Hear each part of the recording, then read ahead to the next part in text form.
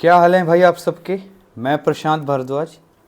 आज हम दिसंबर 2023 के पेपर को सॉल्व कर रहे हैं। ठीक है, मैंने इस चैनल पर ना आपके जब जितने भी एग्ज़ाम्स है फिजिक्स केमिस्ट्री के जितने भी कोड हैं उसके आपको इसी चैनल पे पिछले 5 साल का पूरा सॉल्यूशन मिल जाएगा। हमने 2024 कंप्लीट कर दिया है।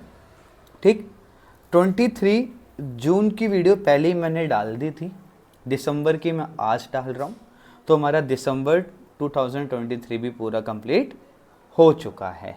ठीक है, सो ये वीडियोस आज आपके पास आ जाएंगी।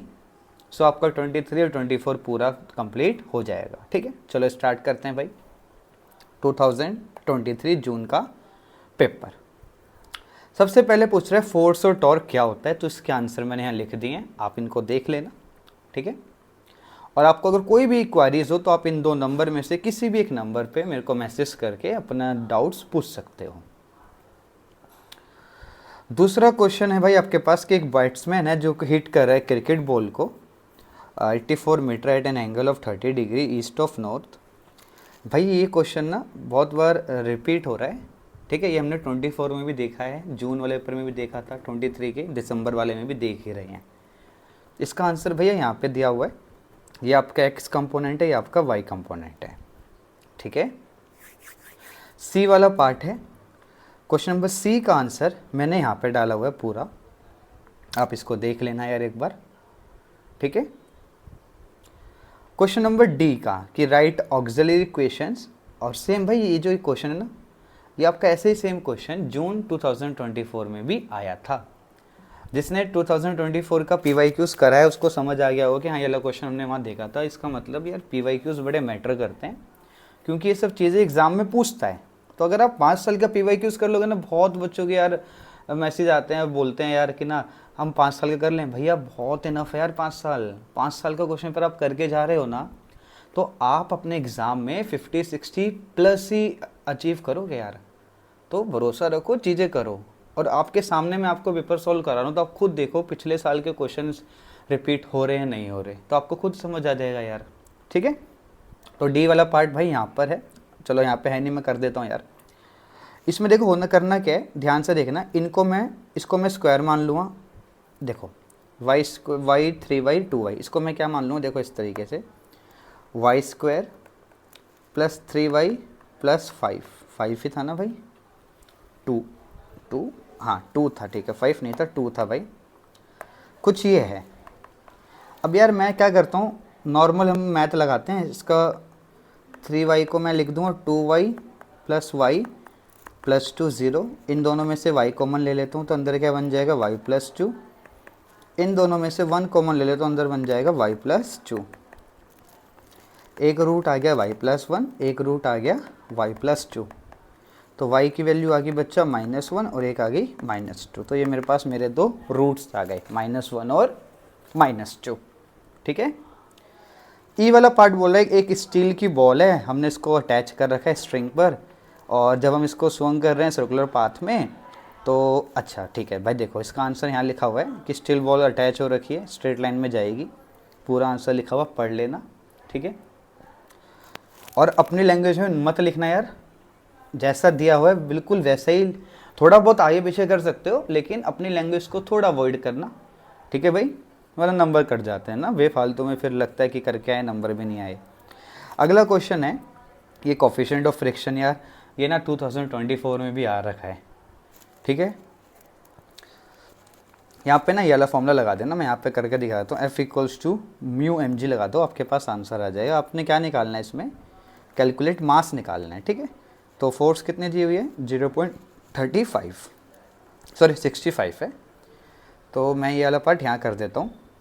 फ्रिक्शन फोर्स बराबर होती है बच्चा μmg के, m निकालना है तो m किसके बराबर हो जाएगा, F/μg के।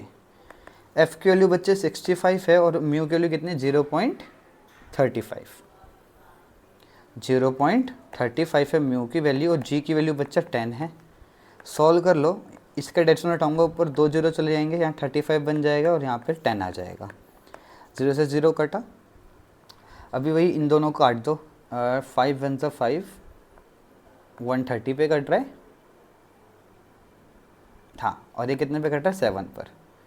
अब 130 और 7 को डिवाइड कर दो, आपके पास मास आ जाएगा, कितना मास आ रहा है। ये इसका एफ वाला पार्ट है, ठीक है। जी वाला पार्ट इस तरीके से दिया हुआ, डैम्पिंग फैक्टर निकालना है और नेचर बताना है, डैम्पिंग का नेचर कैसा होगा। तो इसका आंसर भाई देखो ये दिया हुआ, ठीक है। डैम्पिंग फैक्टर 2 आ रहा है और नेचर डैम्पिंग का है ओवर डैम्प।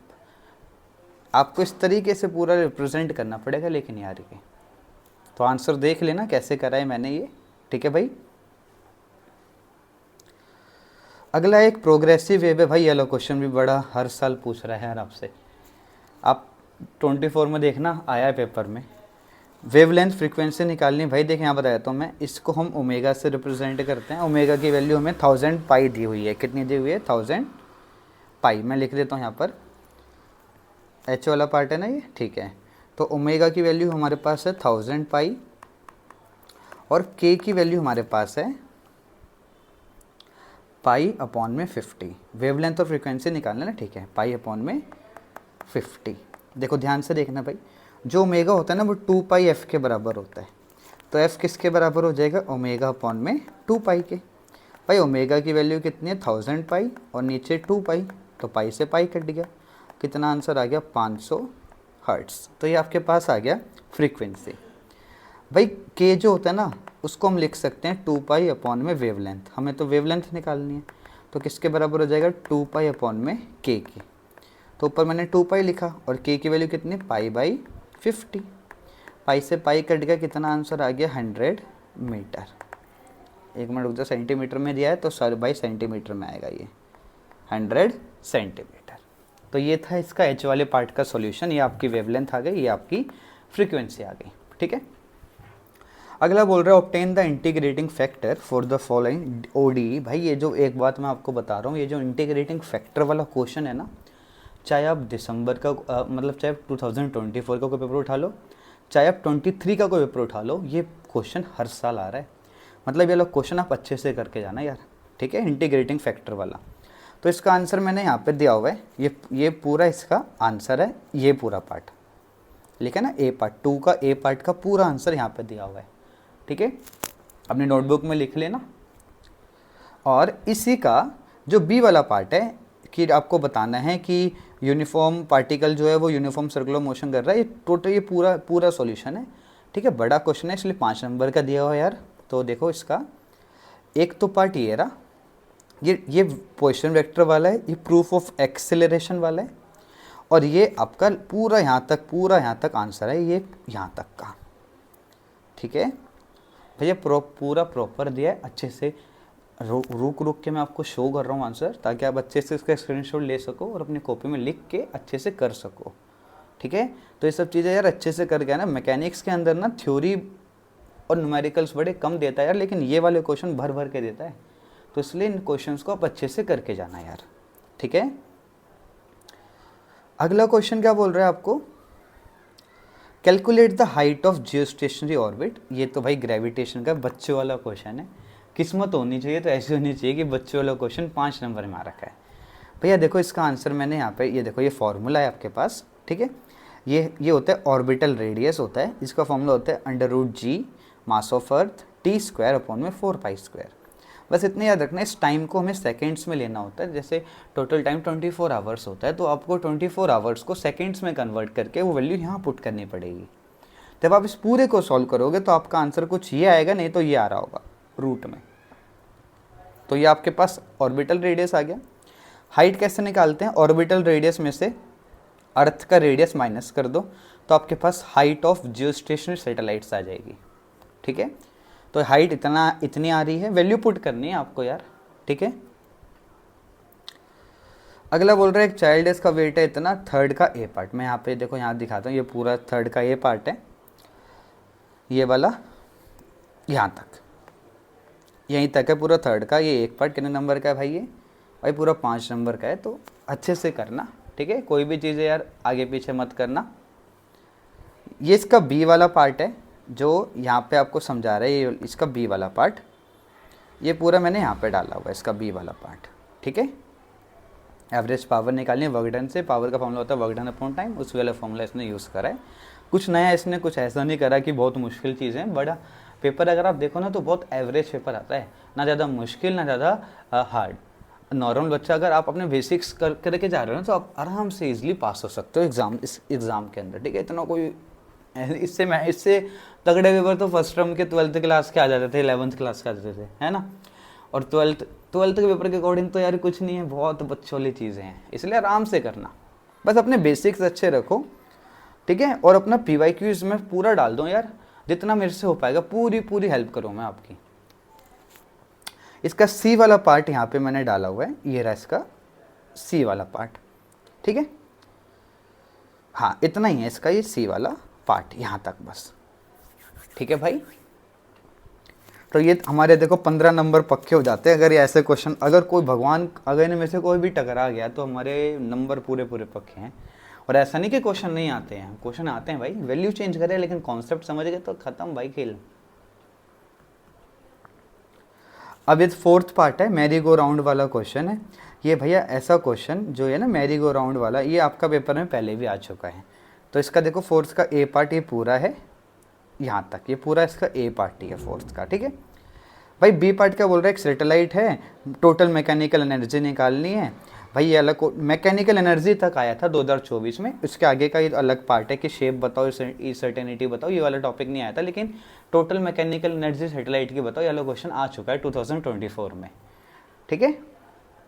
तो देखो ये टोटल मैकेनिकल एनर्जी का फॉर्मूला होता है, ये भाई रेडियस होता है, ये मास ऑफ अर्थ होता है, ये मास ऑफ बॉडी होता है। वैल्यू पुट करके ये निकाल लेना, आंसर आएगा माइनस का 3.98 इंटू 10⁻10, ठीक है। ये यहाँ पे एनर्जी ऑफ सेटेलाइट आने वाली है आपके पास। ये देख भाई, ये देखो यहाँ पे पूरा लिखा हुआ है, आप इसको सॉल्व कर लेना, ठीक है। इसके बेसिस पर भी इसने क्या करा है, इसकी ई सर्टेनिटी और ऑर्बिट शेप बताइए।